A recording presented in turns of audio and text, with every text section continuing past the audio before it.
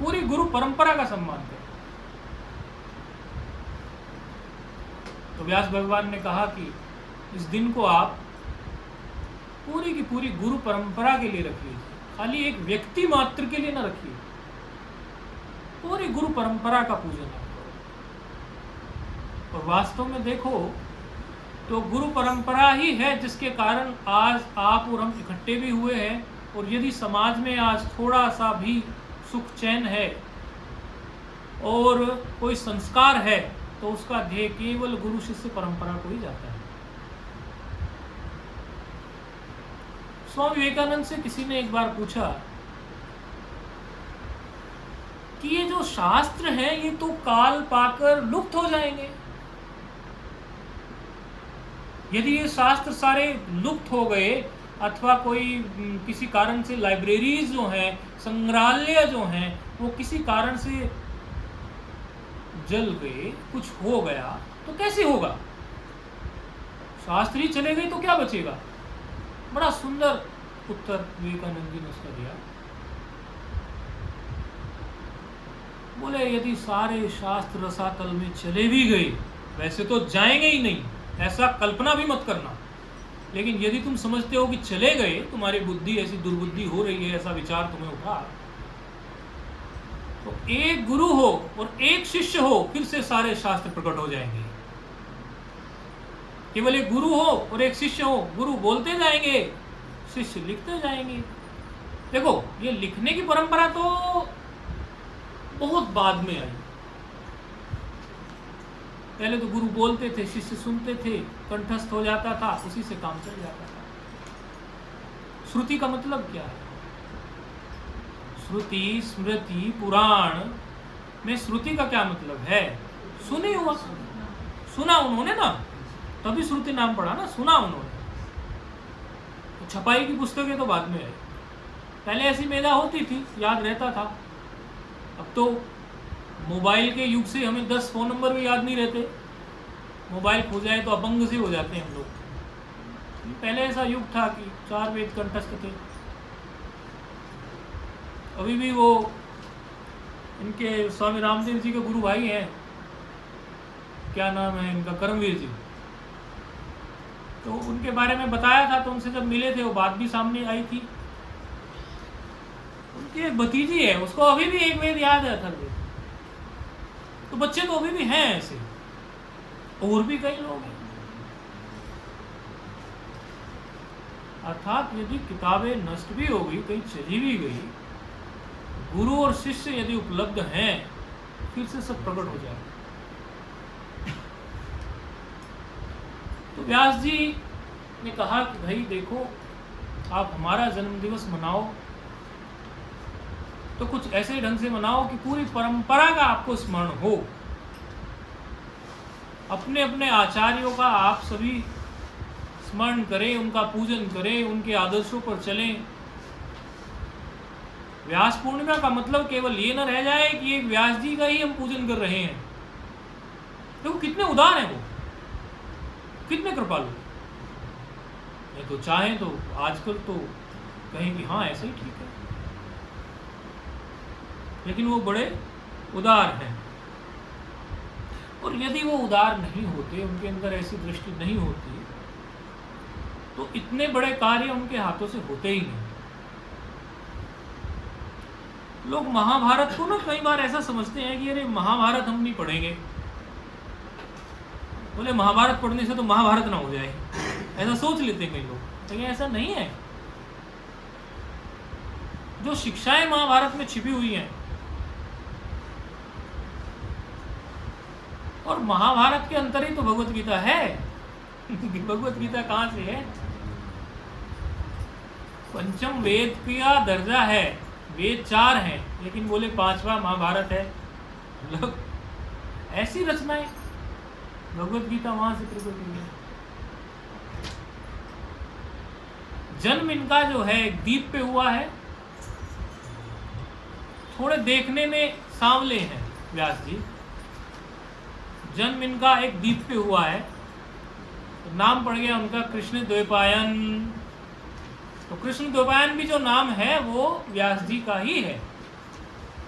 और चूंकि वो उनकी तपस्थली रही है बद्रीनाथ का क्षेत्र, तो एक नाम पड़ गया उनका बादरायण। कृष्ण द्वैपायन भी उनका नाम है, बादरायण भी उनका नाम है।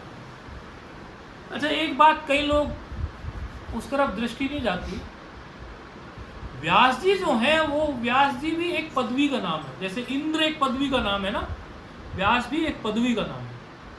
हर एक कल्प में व्यास होते हैं। जैसे ये व्यास जो है इनका नाम है बादरायण कृष्ण द्वैपायन, दूसरे किसी कल्प में और व्यास होंगे। अनंत ब्रह्मांड अनंत सृष्टियां हैं तो अनंत व्यास भी हैं। और व्यास जी कोई और नहीं है, स्वयं विष्णु भगवान ही व्यास जी हैं।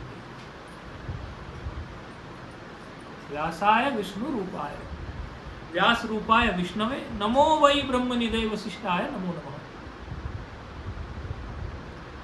स्वयं विष्णु भगवान ही व्यास जी के रूप में प्रकट होते हैं। आप ये मत समझना कि एक यही व्यास की जिनका नाम, जिन्होंने ब्रह्म सूत्र की रचना की, जिन्होंने महाभारत रचा, भगवत गीता महाभारत से आई, जिन्होंने वेदों को विभाग किया, वो प्रत्येक कल्प में होते हैं। बहुत व्यापक है व्यास। आज व्यास पूर्णिमा है तो देखो जी, वास्तव में जीवन में गुरु के बिना कुछ हाथ आता भी नहीं। किचन में रोटी बनाने के लिए भी किसी से गोल रोटी के लिए सीखना ही पड़ता है, गोल रोटी कैसे बनेगी। तो जो जन्म मरण की बात है, कितने जन्मों से हम यहाँ बैठे हैं, आप लोग सब यहाँ मिले हैं, पता नहीं आप इसके पहले में कहाँ मिले हैं, किस जन्म में मिले हैं। आप भी परस्पर यहाँ बैठे हो, पता नहीं एक दूसरे से कहाँ कहाँ मिले हैं। ये यात्रा कोई अभी की नहीं है, ये जन्मों जन्मों से चल रही है। ये अभी का कोई कार्य नहीं है। तो इस गुत्थी को सुलझाने के लिए, ये जो जड़ और चेतन की गुत्थी जो उलझ गई है, ये जड़ जगत और चेतन जो है उसकी जो गुत्थी उलझ गई है, और हम अपने को एक भाई माई मानने लगे हैं, अपने को क्षुद्र कर लिया है, छोटा कर लिया है। इसको सुलझाना तो बहुत बड़ा काम है, अर्थात मोक्ष तो बहुत बड़ा काम है। वो तो कैसे ही गुरु के बिना हो सकता है, उसकी कोई संभावना है नहीं। सामान्य काम भी बिना गुरु के हो ही नहीं सकते। तो मोक्ष जैसी बड़ी चीज वो गुरु के बिना संभव है? कतई भी संभव नहीं है। चूंकि व्यास पूर्णिमा है, गुरु पूर्णिमा है, गुरु पर्व है, बड़ा पर्व है। गु और रू में अलग अलग अर्थ होता है। गु माना अंधकार, रू माना प्रकाश, ऐसे अर्थ होता है ना।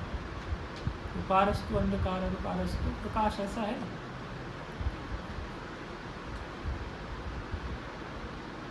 यदि गुरु महिमा को हम नहीं समझ पाए, देखो बहुत प्रैक्टिकल बात बताते हैं। हम अभी आ रहे थे ना, तो ट्रेन में बैठे थे,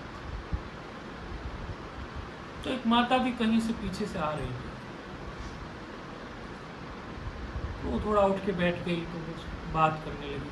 हमने पूछा कहाँ से आ रहे हो? बोले अपने गुरुजी के पास से आए हैं, उनका कोई शिविर था, प्रोग्राम था, वहां से आ रहे हैं।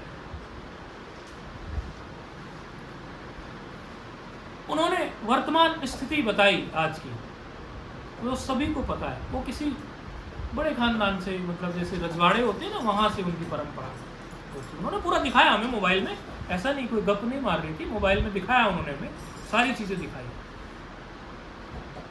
वो बड़ी दुखित थी। वो कहती थी महाराज जी आजकल तो बच्चों के संस्कार विकृत हो रहे हैं, बुरा हाल है। मैंने कहा बुरा हाल तो है ही, बिगाड़ने के साधन हजार हैं और बनाने के साधन तो 10-20 भी नहीं है। और इसमें हमारी गलती है। कहीं ना कहीं हम उस परंपरा से टूट गए, हट गए। अरे भाई, गृहस्थ को, वानप्रस्थ को या ब्रह्मचारी को 4 आश्रम है ना, चौथा तो संन्यास है ही। कोई तकलीफ आती है, समाज में कोई समस्या आती थी तो ऋषियों के आश्रम में जाते थे, पूछते थे गुरुजी बताइए हम कैसे करें, अकाल पड़ गया क्या करें। राजा लोग भी जाते थे, हमारे घर पर ये समस्या हो गई आप बताइए।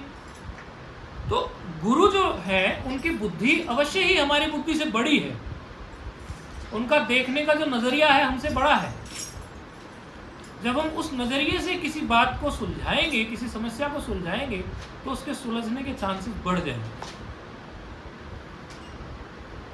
तो ये जो हमारा गैप हो गया ना बीच में, गुरुओं के बीच में, संतों के बीच में और समाज के बीच में, इस गैप का परिणाम क्या आया है?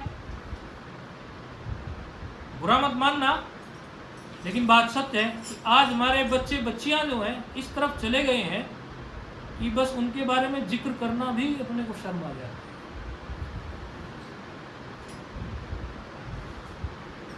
आज सुबह हम चल रहे थे, ये तो आप लोगों का हम सच कह रहे हैं, हमने कह तो दिया था कि हम आएंगे, लेकिन आज सुबह कहीं दूसरे प्रोग्राम में व्यस्त थे। भाई आप लोग हमें गुरु भाव से देख रहे हैं, हम भी तो किन्हीं को गुरु भाव से देखते हैं, तो हम भी गुरु पूजन कर रहे थे। अब वो इतना लंबा कार्यक्रम खिंच गया कि बड़ा थकान बहुत महसूस हो गई। हमें लगा हम पता नहीं जा पाएंगे कि नहीं जा पाएंगे, बड़ा चक्कर सा ऐसा सा महसूस हो। तो ये आप लोगों का ही संकल्प था, ऐसा भाव था जो हमें खींच लाया। एक बार तो हमारे मन में आ गया था, छोड़ो कैसे क्या देखते हैं, ऐसा मन में एक बार विकल्प उठा। आ गए यहाँ, पहुंच गए यहाँ, लेकिन ध्येय क्या है? ध्येय वही है, आपको ये महत्वता और अधिक परिपक्व हो जाए कि गुरु और समाज के बीच में जो लिंक टूट रहा है, हम जो गुरुओं से नहीं जुड़ रहे हैं और उसके पीछे इतनी बड़ी फंडिंग चल रही है, मिशनरीज की फंडिंग है, अरब कंट्रीज की फंडिंग है, अलग अलग जगह से फंडिंग आ रही है। इससे क्या हो रहा है, आज जगह जगह ऐसे माहौल बनाए जा रहे हैं, ऐसी पिक्चर बनाई जा रही है कि समाज को गुरुओं से काट दो। बिल्कुल, अरे यदि आपके घर का कोई बड़ा है, बुजुर्ग है, और वो आपका मार्गदर्शन करता है और उस बुजुर्ग का हित की भावना है, उस बुजुर्ग को आप बिगाड़ दो, उसको आपसे काट दो, आपका और बुजुर्ग का झगड़ा करा दो, बुजुर्ग को अलग कहीं शिफ्ट कर दो वृद्धाश्रम में, जो हो रहा है आजकल, और आप अलग, देखो आपका घर कैसा चल रहा है। एक ही तो व्यक्ति था जो आपके कान खींच के आपको सही मार्ग पे लगा सकता था। अरे उनकी बातें कड़वी लगती, बेटा उठ जा, 4 बज गए, 5 बज गए। तो घर के बुजुर्गों की भी इतनी बड़ी भूमिका है। तो गुरु लोग जो हैं, जो जीवन को अपने तपा के बैठे हुए हैं, दिन रात वो समाज के हित का सोचते रहते हैं, उनको समाज से हटाने का कार्य दुनिया भर की वेब सीरीज।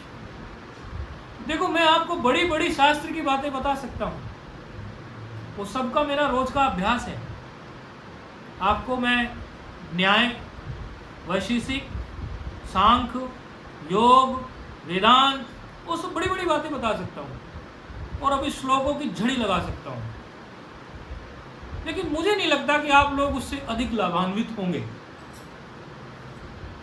कभी भी बैठते हैं जब हम, तो हम ये सोच के नहीं बैठते कि किसी को ये बताएंगे, हम देखते हैं वहाँ की फ्रीक्वेंसी कैसी है, वहाँ का वातावरण कैसा है, क्या चीज़ वहाँ चाहिए। हम ईश्वर से वही प्रार्थना करके बैठते हैं कि हम वही उनको बताएं जो उनके कुछ काम आ सके। अब मैं आपको बड़ी बड़ी बातें ऐसी बता दूं, बड़ी विद्वानों वाली, वो आपको बाउंसर हो जाए। अभी सबसे ज़्यादा जो आवश्यकता है वो है संस्कार सिंचन की। ये गुरु परंपरा, ये गुरु पर्व, ये गुरु पूर्णिमा पे हम आए तो कुछ लोग पिछले वर्ष इसको मनाते नहीं होंगे। आप में से कई लोग होंगे जिनको गुरु पूर्णिमा, जिन्होंने पिछले वर्ष नहीं मनाई होगी, हाथ उठा दो जिन्होंने नहीं मनाई थी। जिन्होंने पिछले वर्ष गुरु पूर्णिमा नहीं मनाई, हाथ उठा दो, सच से, ईमानदारी से, ईमानदारी से। आपने मनाई थी? आपने मनाई थी? ठीक है। तो जिन्होंने नहीं मनाई, बहुत अच्छी है, धन्यवाद, बहुत बढ़िया। जिन्होंने नहीं मनाई थी उन्हें पता तो चला कि गुरु पूर्णिमा भी मनानी चाहिए। व्यास जी का जो उपकार है हमारे ऊपर, भगवत गीता पढ़ते हैं हम, इन्होंने दी। महाभारत है उसी के अंतर्गत है कि नहीं है? और ये जो हम लोगों का जो लिंक है, आपका और हमारा, और आपका और हमारा लिंक नहीं है, ये आप हमारे चरणों को स्नान नहीं करा रहे हैं, ये आप पूरी गुरु परंपरा को स्नान करा रहे हैं। अरे ये तो देह मात्र है, देह की क्या कीमत है? लेकिन इस देह के माध्यम से आज आप पूरी गुरु परंपरा, नारायण समारंभा शंकराचार्य मध्यमा। एक बार शंकराचार्य जी जो पुरी के पीठाधीश्वर हैं, उनसे बड़ा अद्भुत प्रश्न कर दिया एक महात्मा ने, बड़े बुजुर्ग महात्मा। बोलने लगे इस श्लोक के बारे में, बोले महाराज श्री इस श्लोक में आया है नारायण समारंभाम शंकराचार्य मध्यमाम अस्मदाचार्य पर्यंताम वंदे गुरु परंपराम।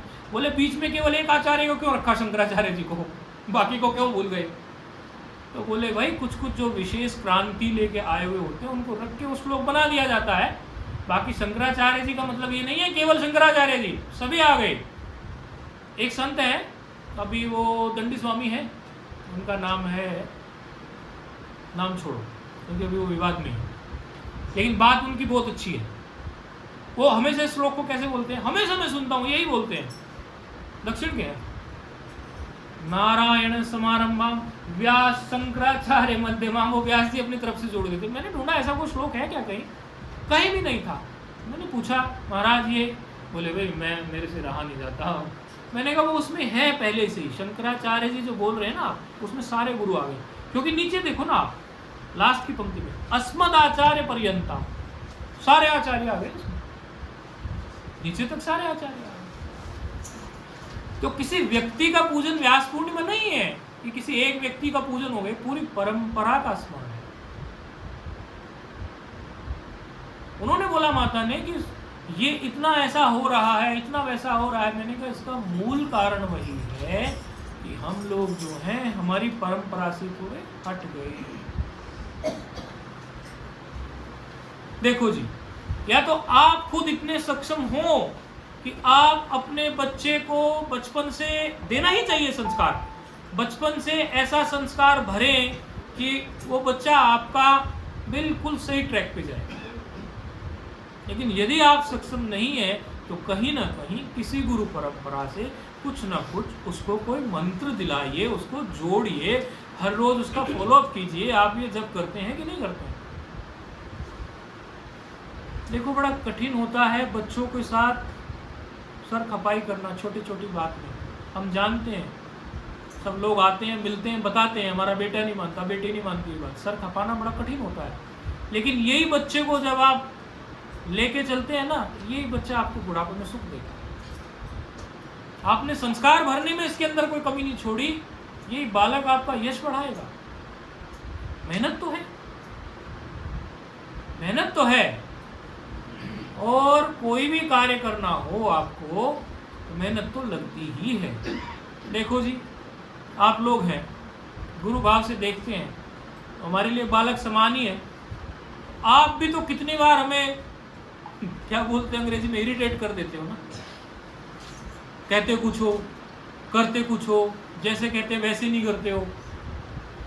लेकिन हमने आपको कभी, हम आपसे गुस्सा भी हो जाते हैं, दो चार बार सुना भी देते हैं, खूब जोर से धमधमा भी देते हैं, लेकिन हमने क्या आज तक आप लोगों को संस्कार भरने से छोड़ा? बल्कि हम तो ये कहते हैं कि आप लोग हमारे गुरु हैं। जगत गुरु में ना दो प्रकार का समास बनता है। जगत गुरु शब्द लिखते हैं ना सब कई महात्मा लोग, जगत गुरु जगत गुरु जगत गुरु। बहुत सरल भाषा में बताता हूँ, जगत गुरु का दो प्रकार से अर्थ घटता है। एक अर्थ वो जो लोग सोचते हैं, और एक अर्थ वो जो मैं सोचता हूँ। लोग सोचते हैं जगत गुरु मतलब जगत का गुरु, जगता गुरु मतलब जगत का गुरु है, षष्ठी तत्पुरुष समास कर लो जी, जगत का गुरु। लेकिन हम उसे कैसे सोचते हैं? हमारा क्या सोच है? हमारा सोच है जगत भी हमारा गुरु है। ये मेरा व्यक्तिगत दृष्टिकोण है। वो बैठे इधर दूसरे संत, वो कहते हैं, कई बार वो कहते हैं तो मैं उनको कई बार बोलता हूँ ये बात, जब भी वो कभी मिलते हैं बोलता हूँ। मैंने कहा जगत गुरु का एक अर्थ ये भी मैं मानता हूँ, जगत भी हमारा गुरु है। तो कई बार आप सब लोग ही हमारा गुरु बन के आ जाते हो और बड़ा धैर्य विकसित करा देते हो। 7-8 साल पहले हमारा इतना धैर्य नहीं था, अब कुछ बढ़ गया है, और अगले वर्ष बढ़ जाएगा, उससे अगले वर्ष और बढ़ जाएगा। सीखने के लिए बहुत कुछ है, यदि हम सीखना चाहें तो। और देखो, मैंने एक कथा सुनी है व्यास जी की, आज व्यास पूर्णिमा है, तो व्यास जी की कुछ वो पहलू जो कहीं किताब में इधर उधर मिलते नहीं है, कुछ ऐसी बातें आपको बताई जाए और इससे सीखने को बहुत कुछ मिलेगा। ये जो हम बताने जा रहे हैं, ये हमने गुरुजनों से सुना है, मैंने इसको ढूंढा नहीं है किस शास्त्र में है, गुरुजनों ने बोल दिया, मैंने विश्वास कर लिया, बात खत्म। अरे भाई, विश्वास तो इतनी बड़ी धरोहर है, जिस व्यक्ति को विश्वास हो गया, लोग कहेंगे देखिए बड़ा भोला आदमी है, इसका कोई भी बेवकूफ़ बना लेता है, विश्वास करता है। और मैं इस बात को प्रमाण के साथ लिख के दे सकता हूं, जो विश्वासी व्यक्ति होगा वो अविश्वासी से ज्यादा सुखी रहता है, चाहे 1000 बार लुट चुका हो। ये जो श्रद्धा नाम की एक वस्तु है ना, उसी के कारण हम लोग यहां बैठे हैं, ये बड़ी गजब की। व्यास जी की बात बताता हूं, फिर वो श्रद्धा पर एक और कथा बताऊंगा। गुरुजनों से सुनी मैंने और सीधे उसको समझ लिया, मेरी श्रद्धा है, विश्वास है गुरुजनों पर। मैंने उसमें कोई इफ एंड बट नहीं किया और ये नहीं पूछा कि ये किस ग्रंथ से आई, मुझे उसके अंदर कोई सीख मिली। कई बार कई स्टोरीज जो होती है ना, वो आपको कहीं ढूंढने से ना भी मिले, लेकिन उनके अंदर यदि कोई लेसन छिपे हैं, कोई सीख छिपी है, आपको उन स्टोरी को, उनकी सीख को पकड़ लेना चाहिए। ये भूल जाओ वो कहाँ से है, सीख लेनी है ना। कथा सुनी है मैंने व्यास जी के बारे में कि व्यास जी एक बार टहलते टहलते जा रहे थे जंगल से, उन्होंने देखा एक व्यक्ति है जो दिखने में ऐसा ही है, ज़्यादा कोई दिखने में ठीक ठाक भी नहीं है, कुरूप सा भी है, मतलब देखने में किसी छोटी जाति से लग रहा है, कोई होगी उसकी जाति पता नहीं। अब छोटी बड़ी के चक्कर में मत फंस जाना, ये भी विवादित विषय बन जाएगा कि कौन छोटी जाति होती है कौन बड़ी जाति। कहने का तात्पर्य ये है कि वो ऐसा लग रहा था कि व्यास जी की तुलना में वो उनसे कनिष्ठ लग रहा था, बढ़िया नहीं लगा, ऐसा समझ लो बस। लेकिन देख क्या रहे हैं व्यास जी कि वो व्यक्ति यहाँ खड़ा है और ऊपर जो है खजूर है, और वो कुछ मंत्र पढ़ रहा है और खजूर का पेड़ झुका जा रहा है। और उसने जड़ से खजूर तोड़ ली, लेके चलता बना। अरे बोले, मैंने वेद का विभाग किया, इतने शास्त्र रच दिए, ऐसा मंत्र तो मेरे सामने नहीं आ रहा कोई, अभी मेरी स्मृति में नहीं है। वैसे तो व्यास जी समर्थ हैं, वो समाधि में बैठ के निकाल सकते हैं, लेकिन इससे कुछ और सीख लेनी है, तो इसको उस प्रकार से समझना। देखो, सुनने का भी ना एक दृष्टिकोण होता है। यदि आप सुनने में भी अच्छे श्रोता नहीं है ना, तो हर बात में इफ एंड बट जोड़ देंगे और हाथ कुछ नहीं आएगा। इफ एंड बट के लिए तो जिंदगी निकल गई, इफ एंड बट में हाथ तो कुछ आया नहीं, मुझे तो आया नहीं। आप लोग बहुत से मेरा पूर्व का जीवन जानते हैं। ये चोले में, सन 16 में आने के पहले मैं लॉजिकली आदमी था, एक सॉफ्टवेयर के फील्ड का व्यक्ति था, सॉफ्टवेयर इंजीनियर। तो लॉजिकली होते हैं, दिन रात लॉजिक ही लिखते रहते हैं programming, if and but, if else condition लगाते रहते हैं दिन रात, वही मैं करता था। मैं तो कुछ आदमी है, श्रद्धा से बहुत कुछ आता है। तो उन्होंने देखा ये कैसे कर रहा है, उसे पीछे गए 2-3 दिन तक उसका पीछा किया, उसको बोला भाई मुझे भी बता दे तू किस मंत्र से ऐसा करता है। बोले महाराज कोई मंत्र नहीं है, कोई मंत्र नहीं है, टाल दिया। कई दिन तक टालते रहे, घर खोज लिया, वो जाए और वो अपने बेटे को बोल दे, वो जो कोई जाती रही होगी, बिल्कुल जो भी जाती रही होगी पता नहीं है, उसे बोले कि अपने बेटे को बोले कि ये एक आते हैं मुझे ढूंढते ढूंढते, जब भी ये ढूंढते हैं बोलना घर पे नहीं है मेरे पिताश्री। कुछ दिन बच्चा भी, उनका बेटा भी ऐसे ही टहलाता रहा व्यास जी को। कथा है, सीखना है कुछ इससे। वो सोचा उनका बेटा कि अरे पिताजी रोज टहला देते हैं इनको, ये तो इतनी बड़ी विभूति। वो बोला, एक दिन उसको बड़ी दया आ गई। बोले महाराज आप क्या चाहते हैं मेरे पिताजी से?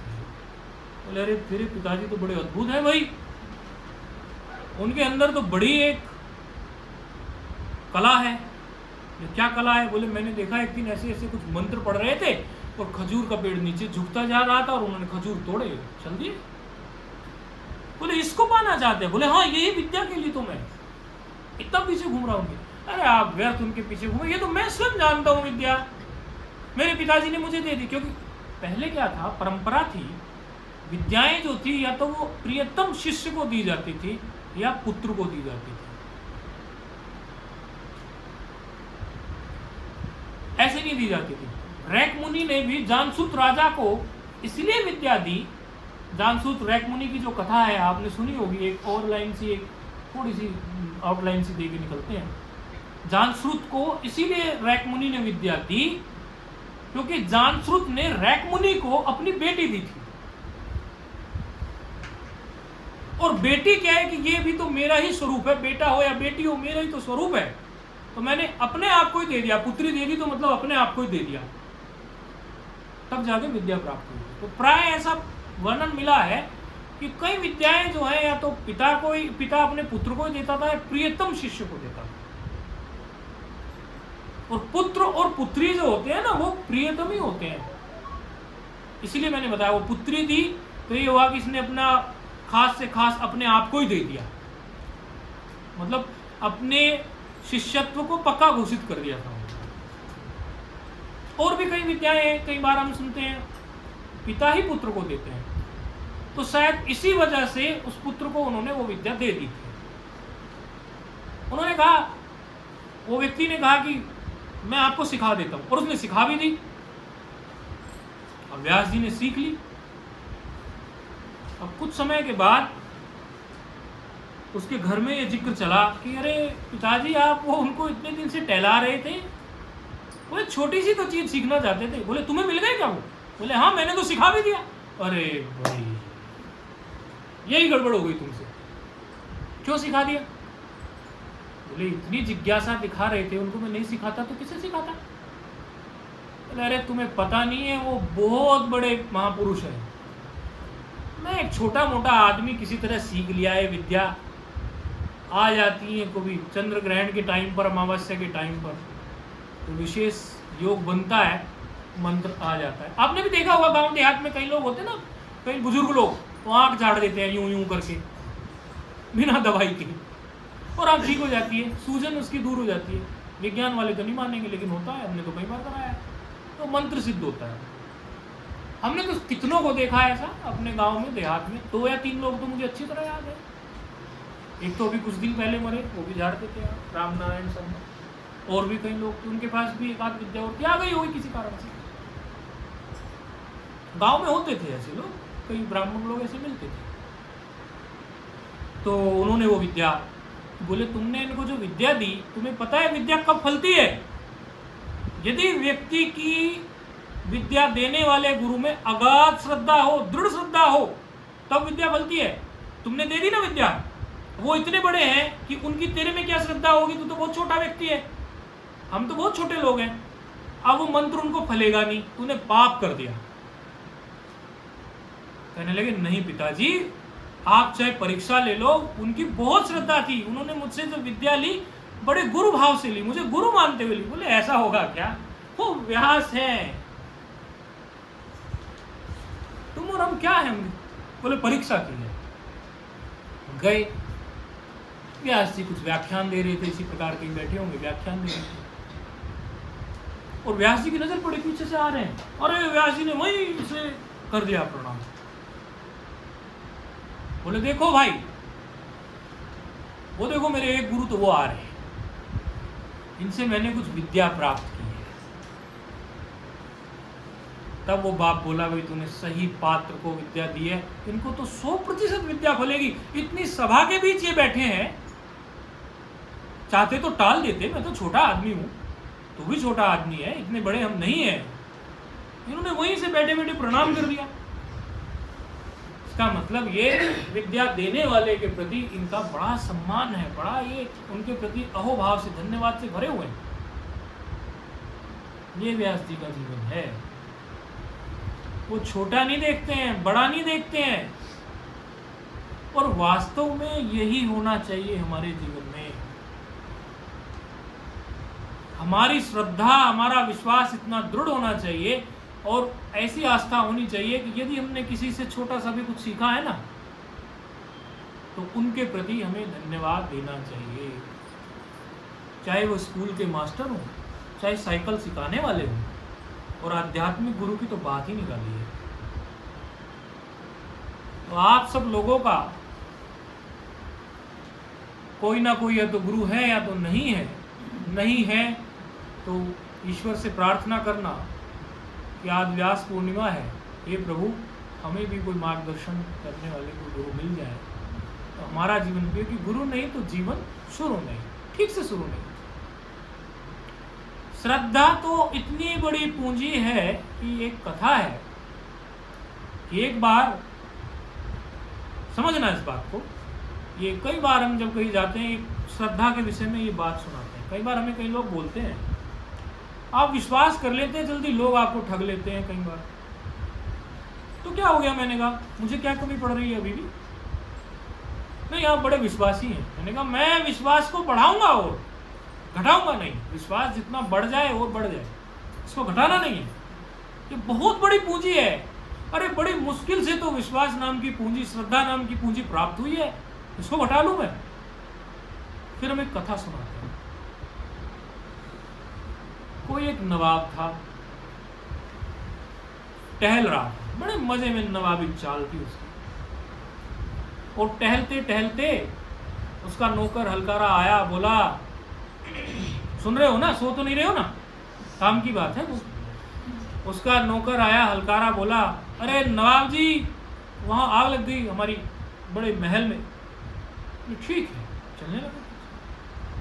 थोड़ी देर बाद हो रहा है, यदि आप जल्दी चलोगे तो आप कुछ ऐसा मार्गदर्शन कर देंगे, आग बुझ भी जाएगी, कुछ सामान भी बच जाएगा। बोले हाँ ठीक है ठीक है ठीक है। लेकिन नवाब जी फिर उसी चाल में। तीसरी बार आया, कहने लगा मुझे लगता है आप सारा जलवा के राख ही कर दोगे, राख हो जाएगा सब जल के। बोले ओ मूर्ख नौकर, तुझे ज्यादा चिंता लगी है कोठी की, तुझे ज्यादा चिंता लगी है महल की। जल के राख हो जाए, कल होता है, आज हो जाए, आज होता है, अभी हो जाए। अरे इस नवाबी चाल को बनाने में मैंने जिंदगी निकाल दी, अब जाके मेरी ये नवाबी चाल बनी है। एक महल के चक्कर में मैं अपनी नवाबी चाल छोड़ दूं? महल क्या चीज होती है फिर खड़ा कर देंगे। मैं तो इसी नवाबी चाल से चलूंगा। इसीलिए जब कोई आपको ये कहे ना बाबाओं में श्रद्धा करते हो, ठग हुए हैं कोरे, बोले मैं ठगने के लिए तैयार बैठा, मैं ठगवाने के लिए तैयार हूं। मैं बोलता हूं ये बात मेरे जीवन में, आपको जचे आप भी बोलना, मैं बोलता हूं मेरे जीवन में। और कब से बोलता हूं? जब से एक इंजीनियर की पदवी पे था, सॉफ्टवेयर इंजीनियर था, प्रोजेक्ट लीड पोजीशन पे था, तब बोलते थे। हमारे घर परिवार के लोग भी बोलते थे, सब बोलते थे, कोई कोई लोग बोलते थे, उनको और लोग सिखाते थे, सब बोलते थे। साइंस का विद्यार्थी है, चमत्कारों पे विश्वास करता है, बाबाओं के चक्कर में पड़ गया, बर्बाद हो गया ये लड़का। मैंने तब भी नहीं सुनी, अब भी नहीं सुनता।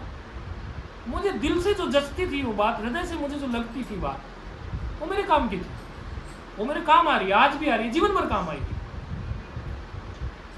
ठीक है, वो समय बीत गया। उस समय में एक माँ का बेटा था, एक पिता का पुत्र था। शादी हो जाती, किसी का पति हो जाता, क्या करता ज्यादा से ज्यादा 2-4 करोड़ का, 5 करोड़ का कोई फ्लैट खड़ा कर लेता। एक आध कोई गाड़ी वाड़ी 50-60 लाख की, क्या होता, क्या हो जाता जीवन में। आज मेरी कई माताएं हैं, आज मेरी कई पुत्रियां हैं, कई पुत्र हैं, कई पिता हैं, सब जिनसे सीख रहा हूं सभी पिता हो गए मेरे। गुरुजन उन्हीं को पिता कह रहा हूं। उस समय में मैं यही कहता था, अपने मन में कहता था, आज खुल्लम खुल्ला कहता हूं, भाई जो मुझे ठगना चाहते ठगे, मैं ठगने के लिए तैयार बैठा हूं, ठगवाने के लिए तैयार बैठा हूं, ठगने के लिए नहीं, ठगवाने के लिए। कबीरदास जी का तो प्रसिद्ध एक दोहा है, वो सुनाते हैं, क्या सुनाओ जरा वो। कबीरा आप ठगाइए और न ठगिए को, आप ठगे सुख होत है,